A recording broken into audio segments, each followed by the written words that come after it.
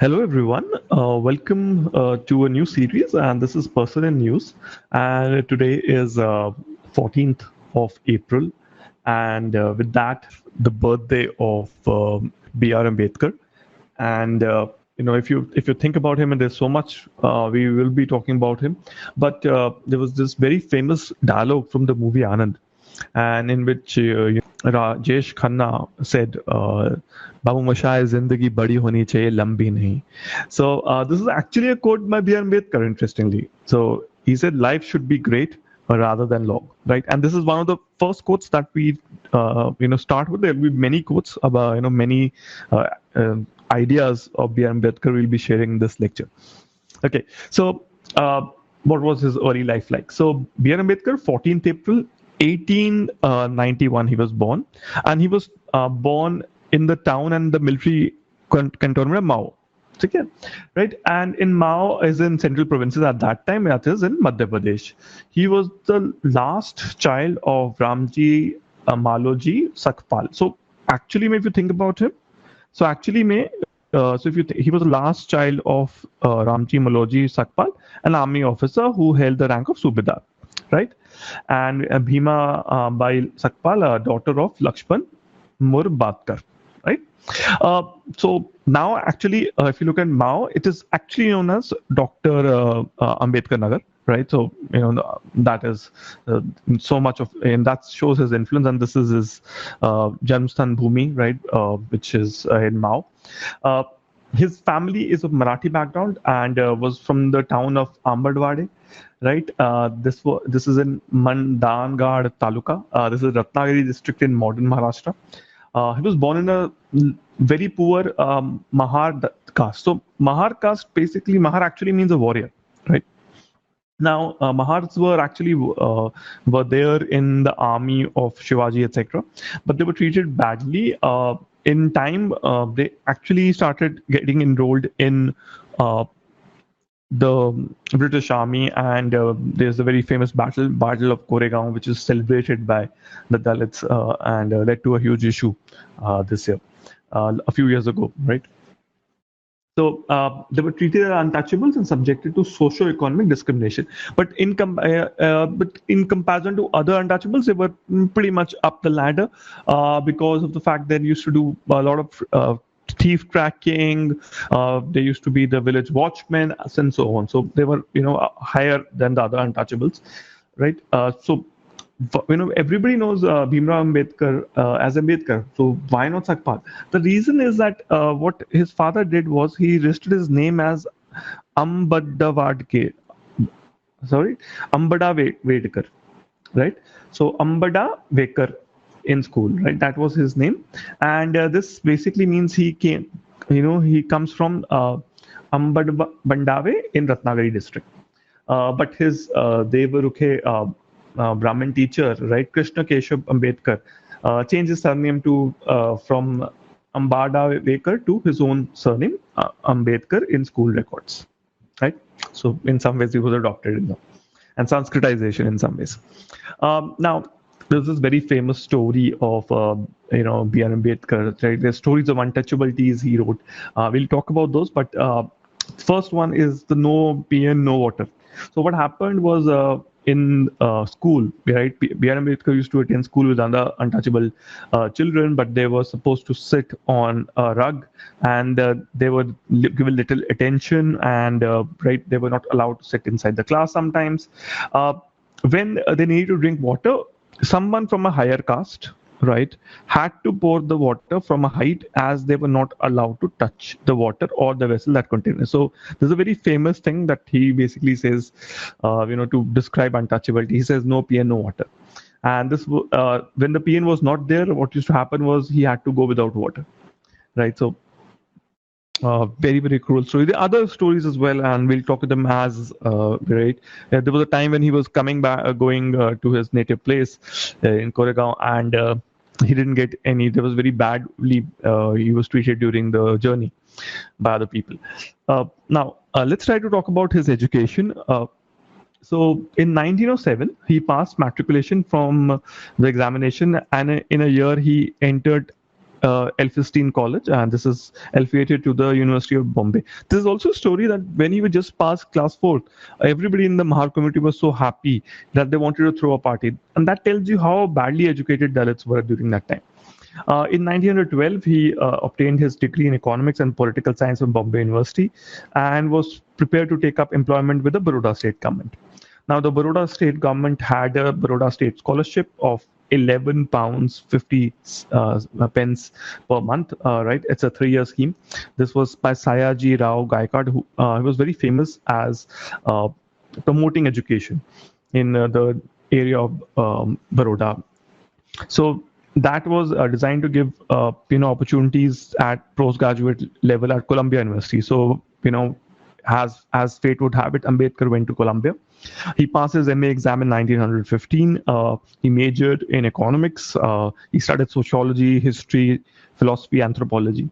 इन्होंने thesis दिया था ancient Indian commerce पे, right? And this was the first of his, actually a lot of us know Ambedkar as the writer of Indian Constitution, but actually he was an economist, and he also established the Finance Commission, and his recommendation led to the RBI, and we'll talk about that, right? The studies continued. He completed second thesis, National Dividend of India, a historic and analytical study. Finally, he received his PhD for economics for his third thesis, right? And also he presented another paper on caste in India, the mechanism and genesis and development to leading anthropologists of the world at that time. Finally, in October, he also enrolled for the bar course at Gray's Inn, so he became a lawyer. Right, and at the same time, he enrolled in the London School of Economics, where he started working in a doctoral thesis. Now, 3 years was about to pass through. He had to come back to India. So he said that, I'll need some time. So LSE told him that, okay, you can come back in 3-4 years, and a maximum of 3-4 years, and give your thesis. So finally, he came back after 3 years, and the problem of the rupee, its origin and solution. And this is what, in some ways, led to the formation of the RBI. Right? In 1923, he completed a DSc in economics, and at the same year, he was called to the bar at Gray's Inn.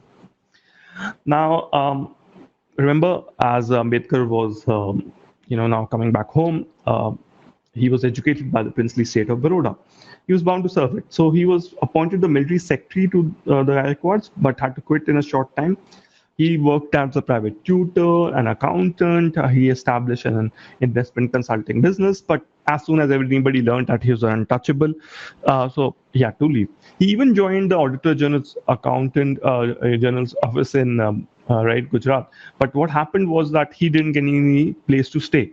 Right, as an untouchable, was not given a place to stay, right? And so he went to a Parsi hotel. There was a story there that Parsis were non-Parsi were not allowed to stay there. So he actually was told that, why don't you give a Parsi name for the time being?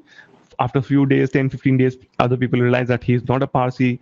So all of them came to beat him up and throw him out. And that was one of the other stories that he had to face, right, as an untouchable. Finally, in 1918, he became a professor of political economy in Saideham, and this is the college, Saideham College of Commerce and Economics in Mumbai.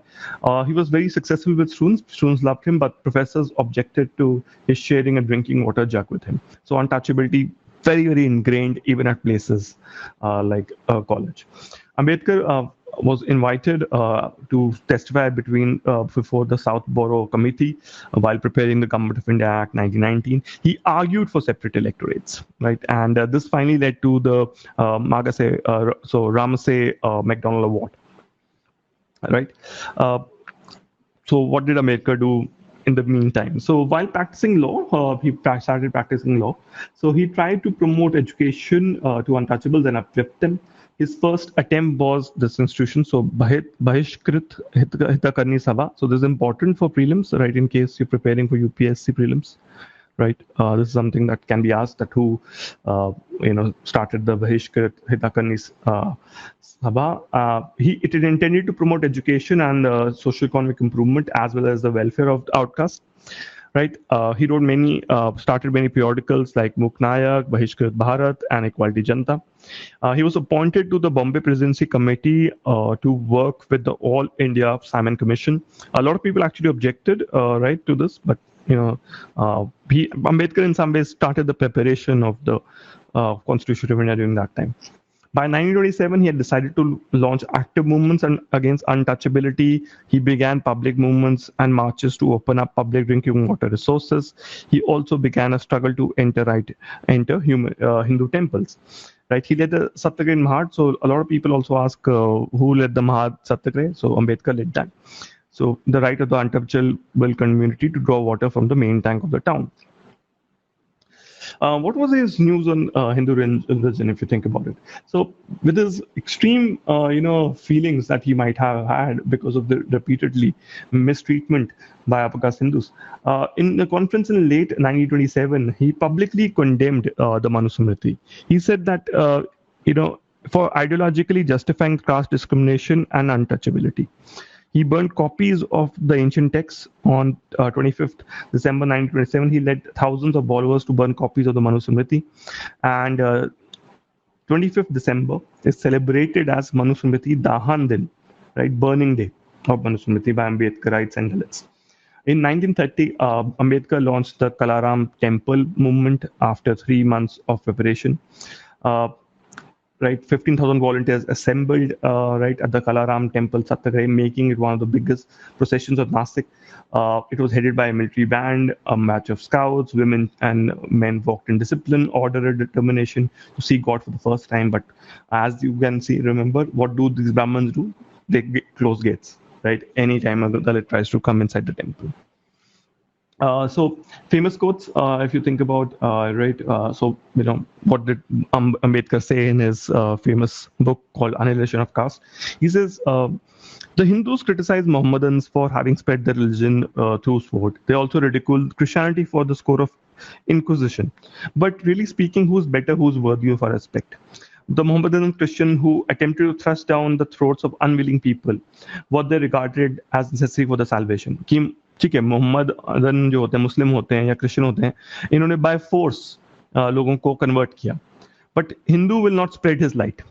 ठीक है ना, हिंदू नहीं अपनी knowledge देगा किसी और को, who will and it will endeavor other people to keep them in darkness, who will not share his consent to share his intellectual and social inheritance with those who are willing to make it a part of their own makeup. So कोई बंदा हिंदू बनना चाहता है, वो नहीं आप बनने दोगे. ठीक है ना. So he said, B.R. Ambedkar says that I have no hesitation in saying कि Mohammedan cruel होगा, but Hindu has been mean. And he says meanness is worse than cruelty. Right. Other things he says, in the Hindu religion, one cannot have freedom of speech. A Hindu must surrender his freedom of speech. He must act according to the Vedas. If the Vedas do not support his actions, instructions must be sought from the Smritis. If the Smriti fails, what happens? He must follow the footsteps of great men. He's not supposed to reason. So Hinduism is anti-rational in some ways, he says. So as long as you are in Hindu religion, you cannot expect to have freedom of thought, right? And in some ways, he's right. Communal award. In 1932, British announced the formation of a separate electorates for depressed classes in the communal award, and this led to Mahatma Gandhi fiercely opposing it. He went to a fast on to death in Yerwada jail of Pune. There was a pact between Ambedkar and Madan Mohan Malviya. Interestingly, it's not between Gandhi and Ambedkar, right? It was signed by Madan Mohan Malviya on the behalf of the other Hindus, right? And it reserved seats for the depressed classes in the provincial states. And this led to, if you think about, at that time, they were known as depressed classes. Scheduled classes, the first time they named, scheduled classes as scheduled caste, right? Depressed classes as scheduled caste in 1935 Act, Government of India Act.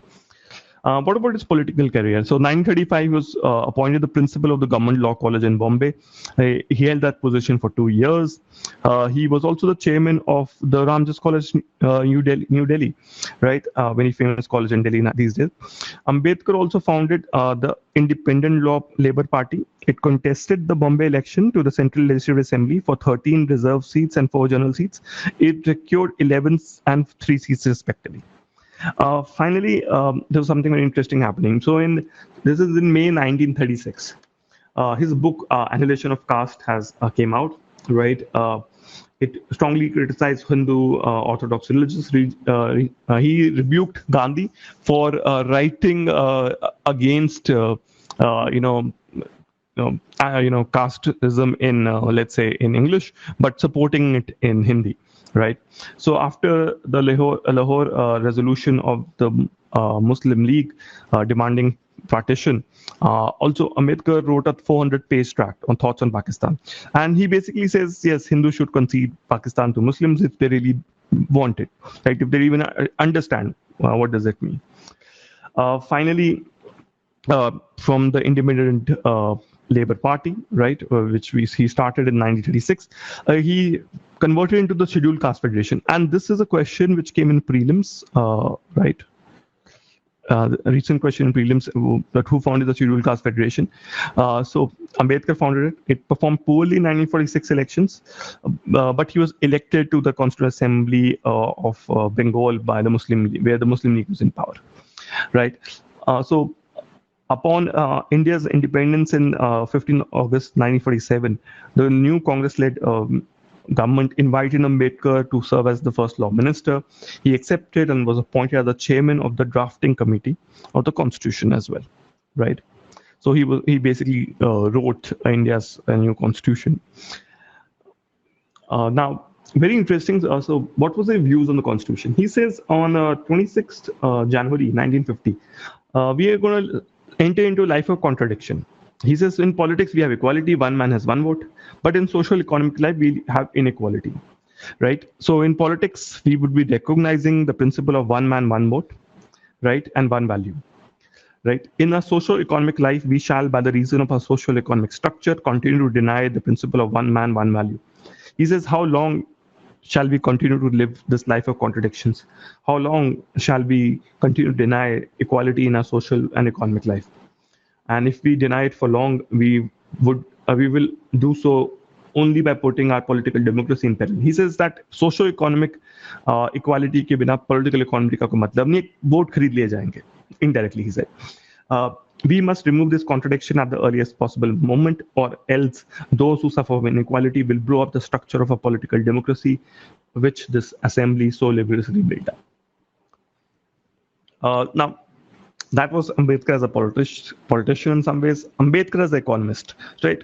So Ambedkar as an economist was amazing, right? He wrote 3 scholarly books on economics: The Administration and Finance of the East India Company, The Evolution of Provincial Finance in India, The Problem of the Rupee, Its Resolution, Its Origin, Its Solutions, right? So now, one of these was also his thesis. So RBI was based on the ideas that Ambedkar presented to the Hilton Young Commission. In 1951, he established the Finance Commission of India. He opposed income tax for low-income groups. He contributed in the land revenue tax and excise duty policies to stabilize the economy. Right, but as a politician, he was not that great. Right, he lost to his former assistant, the Congress Party candidate Narayan Kajrolkar, in 1952, right? But he was made nominated Rajya Sabha MB, right? So, what were his views on other topics, right? We've talked about Hinduism. So, what was the views on Article 370? So, Ambedkar said that he clearly told Sheikh Abdullah nothing doing, right?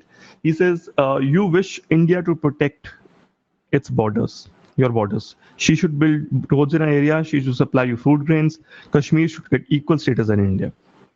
But the government of India will have only limited power, and Indian people should have no rights in Kashmir.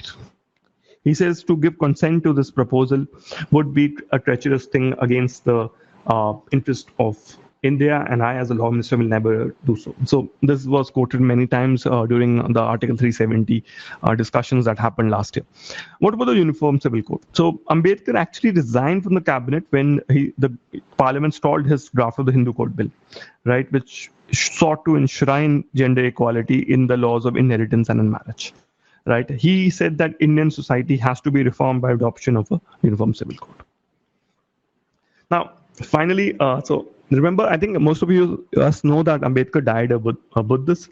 So what happened? So in 1950, he actually devoted his attention to Buddhism. Initially, he thought he'll become a Sikh, but he realized that he'll only become a second-rated person there as well, right? So he devoted his attention to Buddhism and traveled to Ceylon to the meeting of Fellowship of Buddhists. He, while dedicating a Buddhist vihara in Pune, he said that he will convert to Buddhism. Right, and he said that will happen after he completes his final book, Buddha and his Dharma, right? And this was published posthumously, but it was before that, right? So after his meeting with Hamalava Sadatisa, Ambedkar organized a formal ceremony for himself and his supporters on 14th October, and this is celebrated, right? In 1956, he accepted the 3 refugees and 5 precepts from a Buddhist monk in traditional manner, and he completed his own conversion along with his wife, and he converted 5 lakh of his supporters who were gathered around him. Right. So how did Ambedkar die? He died very quickly, right? So he died on 6th December 1956. So, right, 24 Alipur Road. That's his address in case anybody wants to go there. Since 1948, Ambedkar suffered from diabetes. He was bedridden. Right. He had side effects and poor eyesight. Right. And it basically he kept on writing and obviously, writing his book. He was embittered by political issues that took toll on his health. He was a very bitter man, I think, in some ways during his time at his death. So, but I guess that happens because your body is failing and you would like to do more. So, what are other famous quotes? I think one of the quotes I really like is, "Lost rights are never regained by appeal to the conscience of the usurpers, but by relentless struggle. Goats are used for sacrificial offerings and not lions." Right. So. BhimRao Ambedkar says history shows that where ethics and economics come in conflict, the victory is always with economics. Vested interests have never been known to have willingly divested themselves unless there was a sufficient force to compel them. Right? I think wonderful quotes. Right? If somebody wants to understand why capitalism won. Right.